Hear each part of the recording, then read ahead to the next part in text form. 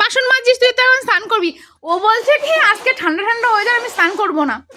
আজকে হলো 24 তারিখ, এই ঠান্ডা পোড়া গরম চৈত্র মাস, ও বলছে ঠান্ডা ঠান্ডা ওয়েদার, আমি স্নান করবো না। তুই কি মানুষের মধ্যে পড়ছিস? কি করে মানুষ বলে যে আমি না, আজকে জলে ছিটে পড়ছে বলে মা বলছে তুই তো এক্ষুনি স্নান করে নিবি, বলে কি যে আজকে ঠান্ডা ঠান্ডা ওয়েদার, আমি স্নান করবো না। তোর একটু লজ্জা, তোর মুখটা একটু দেখা, সবাই তাহলে স্নানও করবে না। তোরে দেখে মানুষ গরমে জল বাঁচাবে,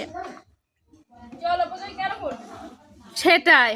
শুধু একটু কোথাও যাওয়ার সময় পারফিউম মেরে নিবি। দিনে কতবার পারফিউম মারিস? কতবার? একবার। তুই সারা শীতে স্নান করেছিলি? তুই চৈত্র মাসে এসে বলছিস তুই স্নান করবি না? হ্যাঁ বাঘ বল কতবার করেছিস? না না তুই বল কতবার স্নান করেছিস, কতবার বন্ধ করেছিস বলতে হবে না, কতবার করেছিস বল। হ্যাঁ ওটাতেই সুবিধা হবে যে কতবার করেছি। তাহলে কতবার করিস নি?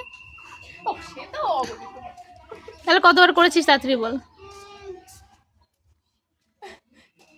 আমি